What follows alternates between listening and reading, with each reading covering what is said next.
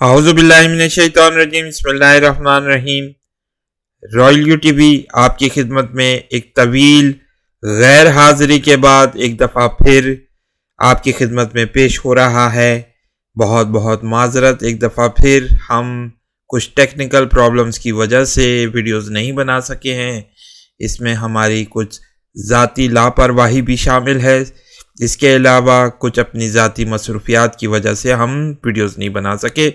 کوشش کرتے رہیں گے کہ عالمی حالات اور واقعات جو کہ رسول اللہ صلی اللہ علیہ وسلم کی پیشن گوئیوں کے تناظر میں رونما ہو رہے ہیں، ان پر تبصروں سے حالات کو آپ کے سامنے رکھا جائے۔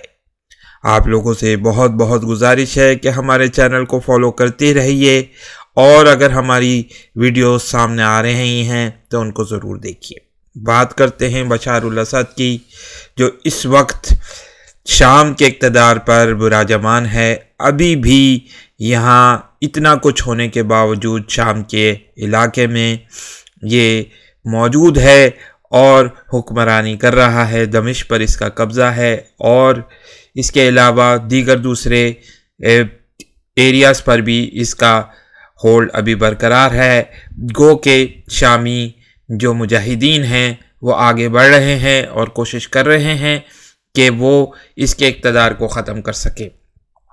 بتایا جا رہا ہے کہ اس وقت شامی مجاہدین وہ حمص کے حدود میں داخل ہونے کا دعویٰ کیا گیا ہے۔ بتایا جا رہا ہے کہ شام میں باغیوں نے وسطی شہر حمص کی حدود میں داخل ہونے کا دعویٰ کر دیا ہے۔ باغی پہلے ہی شمالی شہر حلب اور حما پر بھی قبضہ کر چکے ہیں۔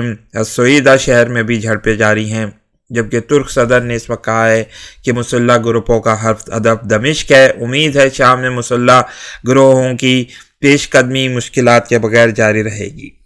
رجب طیب اردگان نے شامی ہم منصب صدر بشار الاسد کو ملاقات کی دعوت دی، مگر مثبت جواب نہیں ملا ہے۔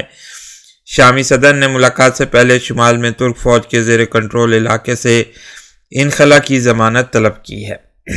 گو کہ ہم اپنی مختلف ویڈیوز میں پچھلی ویڈیوز میں یہ کہہ چکے ہیں کہ واللہ عالم بالصواب، جو ہمیں محسوس ہوتا ہے کہ بشار الاسد ہی وہ سفیانی ہیں جس کی احادیث میں پیشن گوئی کی گئی ہے، اور اس دفعہ بھی لگتا ہے جیسا کہ پہلے بھی ہو چکا ہے کہ مسلح گروہوں نے دمشق کے علاقے میں کوشش کی تھی کہ وہ فتح کر سکے، لیکن بشار الاسد ان پر غالب آ گیا تھا۔ اس دفعہ بھی محسوس یہ ہوتا ہے کہ بشار الاسد ہی غالب آئے گا۔ واللہ عالم بالصواب، اللہ تعالیٰ بہتر طور پر جانتے ہیں، اور محسوس چونکہ احادیث کی روشنی میں یہی ہوتا ہے کہ اس کو صرف اور صرف امام مہدی اپنے ظہور کے بعد قتل کریں گے، جو کہ اب نظر آ رہا ہے کہ ان کا ظہور بہت ہی قریب آ چلا ہے۔ جو اس وقت شام میں فلسطین میں سچویشن ڈیولپ ہو رہی ہے، اس کو دیکھتے ہوئے ہم یہ کہنے پر مجبور نظر آتے ہیں کہ اب لگتا ہے کہ بہت ہی جلد امام مہدی کا ظہور ہو جائے گا۔ کچھ ایسی خبریں بھی آ رہی ہیں جو انتہائی چونکا دینے والی ہیں، جس پر ہم پہلے بھی ویڈیوز بنا چکے ہیں، لیکن اس وقت صورتحال اتنی واضح نہیں تھی جتنی کہ اب نظر آ رہی ہے۔ بتایا جا رہا ہے کہ روس، چونکہ ایران اور روس اور دیگر دوسرے ممالک جو ہیں وہ حمایت کرتے ہیں بشار الاسد کی، اور روس اس وقت وہ تیاری کر رہا ہے جس کا رسول اللہ صلی اللہ علیہ وسلم کی احادیث میں ذکر ضرور ہوا ہے۔ یہ پیشن گوئیاں موجود ہیں جس میں یہ بتایا گیا ہے کہ مغرب کے بربر قبائل یعنی نائجیریا، مالی اور ان کے قبائل جو ہیں وہ شام پر حملہ کر سکتے ہیں۔ اس وقت یہ خبر آ رہی ہے کہ رشین ٹروپس کی مدد کے لیے بہت سارے جو مرسنریز ہیں وہ افریقہ سے سپورٹ کے لیے جا رہے ہیں اس وقت شام میں، اور یہ ایک بہت بڑی خبر ہے جس کی ذکر ہم ابھی آنے والی احادیث میں ضرور اس کا ذکر کریں گے، جیسا کہ کتاب الفتن میں ذکر ہوتا ہے۔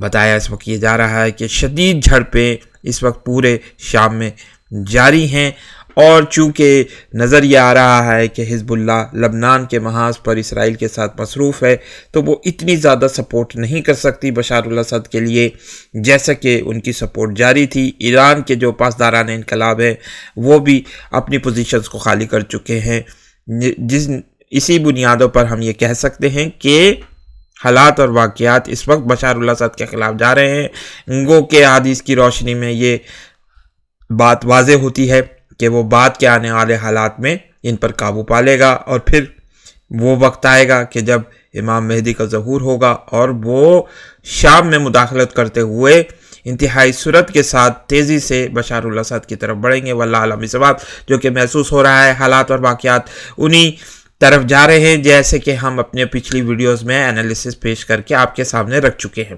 آئیے بات کرتے ہیں اب ان احادیث کی جس میں اللہ تعالیٰ نے اپنے رسول، اپنے سچے رسول، اپنے پیارے رسول صلی اللہ علیہ وسلم کے ذریعے سے ہمیں ان حالات اور واقعات کی خبر دی ہے۔ ذکر کرتے ہیں کتاب الفتن کو ایک دفعہ پھر ہم نے کھولا ہے، حدیث نمبر 684 کو پڑھیں گے۔ کثیر بن مروہ سے روایت ہے کہ رسول اللہ صلی اللہ علیہ وسلم نے فرمایا، اسلام کا اصل گھر ملک شام ہے، اللہ تعالیٰ وہاں اپنے منتخب بندوں کو لے کر جائے گا، شام کی طرف مستحق رحمت بندہ ہی مائل ہوگا اور مبتلا فتنہ ہی اس سے اعراض کرے گا۔ زمانے کے پہلے دن سے لے کر آخری دن تک اللہ تعالیٰ کی طرف سے وہاں ایک چشمہ ہے اور رہے گا ہلکی اور تیز بارش والا۔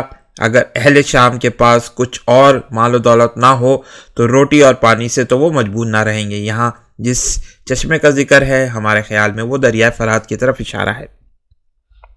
شریح بن عبید سے روایت ہے کہ حضرت معاویہ نے کعب احبار سے حمص اور دمشق کی بابت معلوم کیا تو کعب نے کہا کہ دمشق رومیوں سے اہل اسلام کی حفاظت گاہ ہے اور اس میں بیل کے رہنے کی جگہ حمص کے کسی بھی بڑے سے بڑے گھر سے بھی افضل ہے۔ جس کو دجال سے نجات کی خواہش ہو اس کے لیے دریائے ابو فطرس پناہ گاہ ہے جو کہ شام اور فلسطین کے درمیان بہتا ہے۔ اگر آپ کی مراد خلفاء اور عمرہ کی قیام گاہ ہے تو وہ دمشق ہے، اور اگر جہاد و مشقت مطلوب ہے تو حمص میں رہیے۔ حدیث نمبر 686 کو بھی پڑھیں گے۔ کعب احبار سے روایت ہے کہ تمہارے اوپر فتنہ تاریخ رات کے ٹکڑوں کی مانند چھا جائے گا، مشرق اور مغرب کے بیچ ایک بھی مسلمان گھر ایسا نہ رہے گا جس میں یہ داخل نہ ہو جائے۔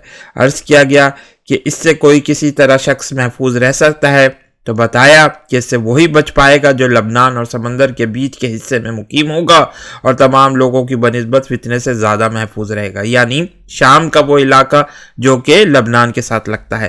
پھر جب 122 سال ہوں گے تو میرا گھر بھی جل جائے گا، چنانچہ ان کا گھر جل گیا۔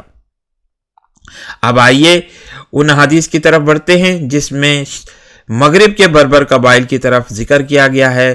ہم یہ پہلے بھی بتا چکے ہیں کہ اس وقت جو مالی، برکینا فاسو اور جو جنتاز ہیں یعنی افریقن جنتاز جن کو کہا جا رہا ہے، جن کے یہ 3 بڑے لوگ اس وقت ہیں، اس میں ایک شخص کا نام نائجیریا کے جو جنرل ہیں ان کا نام عبد الرحمن ہے، جس کا ذکر عبد الرحمن ہے جس کا ذکر اس وقت احادیث میں بھی ہوتا ہے۔ غالباً یہ وہی شخص ہو سکتا ہے، واللہ عالم بالصواب، جو کہ محسوس ہو رہا ہے کہ اس وقت ہمیں وہ نظر آ رہی ہے۔ آئیے ان حدیث کی طرف پڑھتے ہیں۔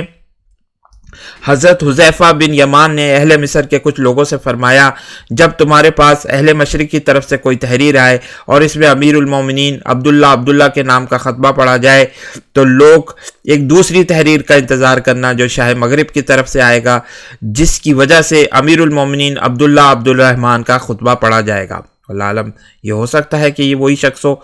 قسم ہے ذات کی جس کے قبضے میں میری جان ہے، تم لوگ اور وہ لوگ پل کے پاس جنگ کرو گے اور وہ تمہیں مصر اور شام کی ایک ایک بستی سے نکال باہر کریں گے، اور کہ ایک عربی عورت محض 25 درہم نے جامع دمشق کی سیڑھیوں پر فروخت ہوگی۔ واللہ عالم ثواب، لگتا ہے یہ محسوس ہوتا ہے کہ اس وقت وہ حالات درپیش آ رہے ہیں جہاں کہ محسوس یہ ہوتا ہے کہ ایک بڑی جنگ جو کہ بربر قبائل کی طرف سے جس کا ذکر ہوا ہے ان حدیث میں، وہ اب شام پر مسلط ہونے جا رہی ہے، کیونکہ جو ملٹری جنتاز ہیں ان کے متعلق یہ کہا جاتا ہے کہ یہ انتہائی ظالم ہیں اور لوگوں کا قتل عام ایسے کرتی ہیں۔